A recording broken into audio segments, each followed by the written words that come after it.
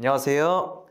포유법률사무소입니다. 여러분들 질병 사망 혹은 상해 사망이란 말 들어보셨을 텐데요. 보험사에서는 피보험자가 보험 기간 중 질병을 직접적인 원인으로 사망한 경우 질병사망보험금을, 급격하고도 우연한 외래의 사고, 즉 상해를 직접적인 원인으로 사망한 경우 상해사망보험금을 지급하고 있습니다. 그런데 문제는 사망의 원인이 질병인지 상해인지 불분명할 경우에는 보험사와 다툼이 발생하게 됩니다. 다툼이 발생하는 이유는 질병사망보험금에 비해 상해사망보험금이 압도적으로 금액이 크기 때문입니다. 그래서 오늘은 보험사에서 최초 질병사망을 주장하여 500만 원을 지급하였으나 소송을 통해 상해사망이 인정되어 1억 5천만 원을 지급받은 사례를 소개해드리겠습니다. 피해자분은 교통사고로 인해 외상성 급성 경막상 혈종, 뇌출혈, 갈비뼈 골절 등의 상해를 입게 되었는데 광범위한 뇌손상으로 인해 강직성 사지마비 상태에서 3년간 입원 치료를 받았습니다. 그런데 입원 치료 중 코로나 바이러스에 감염되었고 다음날 사망하게 되었습니다.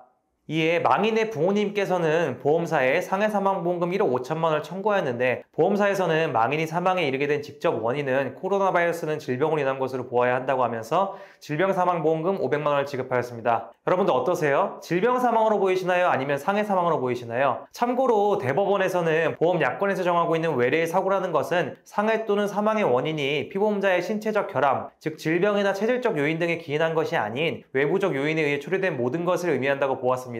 그런데 이 사건에서 망인분께서는 3년 전 교통사고라는 우연한 외래의 사고로 뇌손상이라는 상해를 입었잖아요. 뇌손상이 없었다면 코로나 바이러스에 걸렸다고 해서 사망할 확률은 극히 낮겠죠. 왜냐하면 저도 코로나 바이러스 걸려봐서 잘 아는데 2, 3일 동안은 몸살 기운으로 움직일 수 없었긴 했지만 금방 나았습니다. 물론 개개인마다 증상의 정도나 기간이 달라질 수는 있겠지만 통상적으로 사망에 이를 만큼 중대한 질병으로 보지 않잖아요. 결국 사망에 이르게 된 직접 원인을 교통사고로 인한 것으로 볼 수 있다면 상해사망보험금을 받을 수 있었습니다. 이후 유족분들은 전문가와 상담을 통해 보험사를 상대로 소송이 가능한지, 가능하다면 상해사망을 인정받을 개연성이 얼마나 되는지 등 알게 되셨고 보험사를 상대로 소송을 제기하셨습니다. 그렇다면 보험사에서는 과연 어떤 근거로 상해사망을 부정했을까요? 보험사에서는 의사가 작성한 사망진단서상 사망 원인이 코로나 바이러스로 기재되어 있고 사망의 종류 역시 병사라고 기재되어 있음을 이유로 상해사망으로 볼 수 없다는 것이었습니다. 반대로 유족 측에서는 크게 두 가지 이유를 근거로 상해사망으로 보아야 한다고 주장했습니다. 첫 번째, 망인이 교통사고로 입원 치료 중인 병원이 코호트 격리 상태가 된 특수한 상황에서 코로나 바이러스에 감염되었고 외부 바이러스 침입에 의하여 갑작스럽게 사망하였으므로 코로나 바이러스 감염된 것 자체를 외래의 사고 또는 그로 인해 입은 상해라고 보아야 한다고 주장했습니다. 두 번째, 3년 전 교통사고로 인한 뇌손상과 망인의 사망 사이에는 인과관계가 존재하므로 망인의 사망은 교통사고로 발생한 것으로 보아야 한다고 주장했습니다. 이에 사망의 직접 원인을 판단받기 위해 진료기록 감정 절차가 진행되었는데요. 진료기록 감정 절차에서 감정인은 심한 뇌손상 환자의 여명은 주로 뇌손상에 의하여 좌우되는데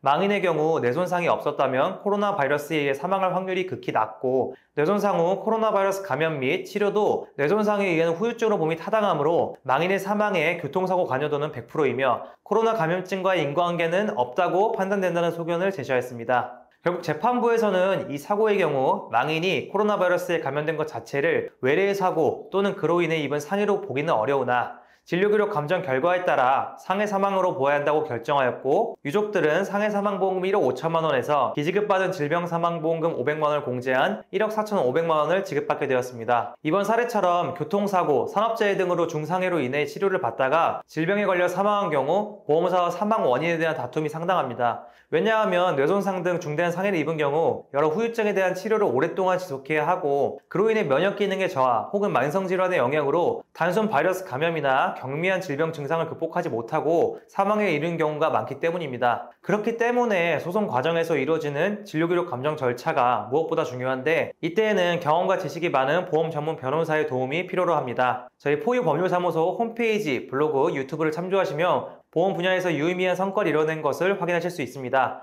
혹시 사망사고로 어려움을 겪고 계신 분들이 있으시다면 홀로 고민하지 마시고 언제든지 저희 포유로 연락 주시기 바랍니다. 감사합니다.